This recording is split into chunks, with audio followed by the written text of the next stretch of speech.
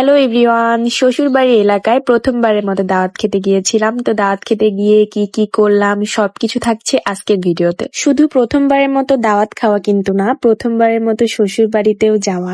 আমার শ্বশুরদের 3টা বাড়ি, তো এই বাড়িতে আমার শ্বশুর শাশুড়ি সবাই থাকে, যদিও আমার শ্বশুর বর্তমানে সৌদি আরবে আছে। শারীরিক অসুস্থতার কারণে শ্বশুর বাড়িতে এসেছিলাম। সবসময় মানুষ শ্বশুর বাড়িতে বিয়ের দিন বা মানে প্রথম যেদিন যায় সুস্থ থাকতে যায়, বাট আমার প্রথমবার শ্বশুর বাড়িতে আসা অসুস্থ হয়ে। যদিও অসুস্থতার কারণে আপনাদেরকে তেমন আমার শ্বশুর বাড়িটা ঘুরিয়ে দেখাইতে পারিনি, নেক্সট কোনো ভিডিওতে অবশ্যই দেখানোর চেষ্টা করব। যেহেতু শ্বশুর বাড়ি এলাকায় প্রথমবারের মতো দাওয়াত খেতে যাচ্ছি, ঠিক সেভাবে সেজে না গেলে হয় বলেন? তো সকাল সকাল সবাই মিলে, আমার ননদেরা জালেরা মিলে মাথায় হেয়ার প্যাকটা লাগাচ্ছি। তো যারা প্রচুর পরিমাণে চুল পড়ার সমস্যায় ভুগছেন, খুব তাড়াতাড়ি চুল পড়া কমাতে চাচ্ছেন, তো তারা কিন্তু আমার এই হোমমেড হেয়ার প্রোডাক্টটা একবার হলে ইউজ করবেন, মাত্র 3 দিনে আপনাদের চুল পড়া কমে যাবে। তো আমার ফেসবুক পেজের লিঙ্কটা কিন্তু আমি কমেন্ট বক্সে দিয়ে দিব, সবাই চেক করে নেবেন। এইবার চুল শ্যাম্পু করার পরে আমার চুলগুলা দেখেন কত সিল্কি আর শাইনি হয়ে গেছে। তো যারা আমার মতো সিল্কি চুল চাচ্ছেন বা সিল্কি চুল পছন্দ করেন, তারা অবশ্যই কিন্তু আমার প্রোডাক্ট একবার হইলেও ইউজ করে দেখবেন। আমার পেজে হাজার হাজার রিভিউ আছে, চেক করে নিতে অবশ্যই ভুলবেন না। সকাল সকাল মাথায় হেয়ার প্যাক লাগিয়ে গোসল টোসল করে ফ্রেশ হয়ে এখন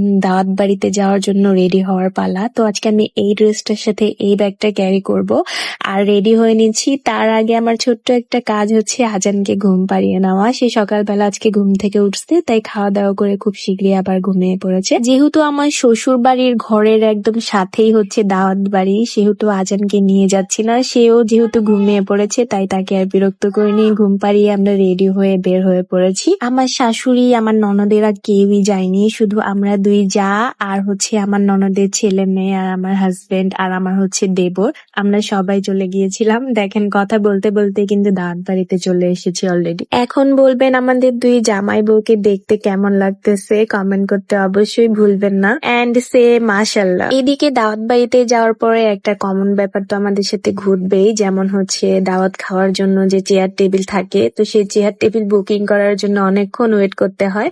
তো ওয়েট করতে করতে আপনাদেরকে একটা সুন্দর ড্রেসের সাথে পরিচয় করাই দিই। আমার জাল ড্রেসটা পরেছিল, অনেক বেশি কিউট ছিল ড্রেসটা। ড্রেসের পেজ কিন্তু আমি উপরে মেনশন করে দিব, আপনাদের যাদের যাদের পছন্দ হবে এন্ড গর্জিয়াস কোনো অকেশনের জন্য ড্রেস নিতে চাচ্ছেন, তারা কিন্তু অবশ্যই এই ফেসবুক থেকে ড্রেস নিয়ে নিতে পারেন। অপেক্ষা করতে করতে আমরা ছোট ছোট সুন্দর সুন্দর ভিডিও ক্লিপস নিয়ে নিয়েছিলাম। এটা আমার ননদের মেয়ে মুস্কান, মাশাআল্লাহ দেখেন তার চেহারা কিন্তু আমার সাথে কিছুটা মিল, মনে হচ্ছে 2 বোন। তো এইবার আমার একটা সুন্দর ব্যাগের সাথে আপনাদেরকে পরিচয় করাই দিই, যে ব্যাগটা আমি আজকে ক্যারি করেছিলাম। অনেক সুন্দর একটা ব্যাগ, আমার হিলটার সাথে ম্যাচ করে আমি আজকে ব্যাগটা নিয়েছিলাম। আর কোন ফেসবুক পেজ থেকে নিয়েছি পেজটাও কিন্তু আমি স্ক্রিনে দিয়ে দিচ্ছি, আর উপরেও কিন্তু ক্যাপশনে মেনশন করা থাকবে। আমার হাজবেন্ড এখানে দাঁড়ায় দাঁড়ায় একটু ভাব নিচ্ছিল, তো এর জন্য একটু দাঁড়ায় ভিডিও করে নিলাম। তারপর যেহেতু আজকের গেটটা ডেকোরেশন করা অনেক বেশি সুন্দর হয়েছিল, তাই একটু র্যাম্প শোর মতো করে আমরা হাঁটতেছিলাম। হাঁটতে হাঁটতে তারপর আমার ননদের ছেলে আর মেয়ে ওরাও হাঁটতেছিল, ওদেরকেও একটু সুন্দর ভিডিও ক্লিপস নিয়ে দিলাম। আর এই যে মুস্কান তো হাই দিয়ে দিয়েছে আপনাদেরকে, সবাই আপনারা হ্যালো করে দিয়ে। এদিকে আমি ভিডিও ক্লিপস নেওয়ার মতো আশেপাশে কিছুই দেখছিলাম না আমার হাজবেন্ডকে ছাড়া, তাই শুধু তাকেই বারবার ভিডিও করতেছিলাম। আপনারা হয়তো আমার ভিডিও অনেক আগে থেকেই দেখেন, আমি তেমন গোল্ডের জুয়েলারি আমার ড্রেসের সাথে বেশি ক্যারি করি না, কিন্তু আজকে আমার জামাই আমারে একদম দুবাইয়ের জুয়েলারি পরাই দিছে, তাও আবার ড্রেসের সাথে। তো যাই হোক, আমাকে কেমন লাগতেছে, আমাদের 2 জালকে কেমন লাগতেছে অবশ্যই কমেন্ট বক্সে জানাবেন। 2 জনই দেখেন একদম কণ্ঠ হাতটার পইরা অস্থির। খাবারের জন্য অপেক্ষা করতে করতে এখানে এক পর্যায়ে একটা মারামারি হয়ে গেল।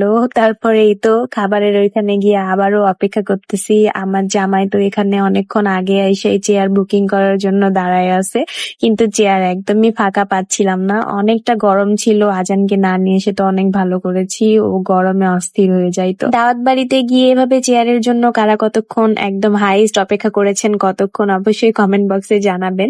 আমরা প্রায় 1 ঘন্টার মতো অপেক্ষা করেছি। তারপর খাওয়া দাওয়ার তেমন ক্লিপস নেই নাই, যেহেতু অনেক ক্ষুধা লেগে গেছিল আর অনেক দেরিও হয়ে গেছিল খাইতে খাইতে। খাওয়া দাওয়া করে তো তাড়াতাড়ি করে বাসায় চলে আসি।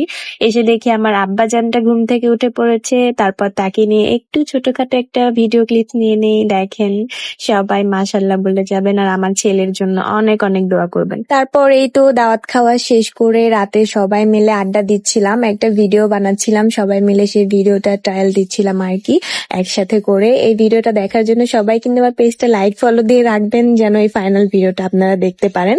তারপর সবাই মিলে রাতের খাওয়া দাওয়া শেষ করে আজকের ভিডিওটা এই পর্যন্ত শেষ করতে চলেছি। সবার সাথে দেখা হয়ে যাবে অন্য কোনো ভিডিওতে। ততক্ষণ কিন্তু সবাই ভালো থাকবেন, সুস্থ থাকবেন আর নিজেদের খেয়াল রাখবেন। আর আমার ভিডিও দেখার জন্য আমার পেজটা লাইক দিতে একদমই ভুলবেন না। আল্লাহ হাফেজ and thank you so much for watching.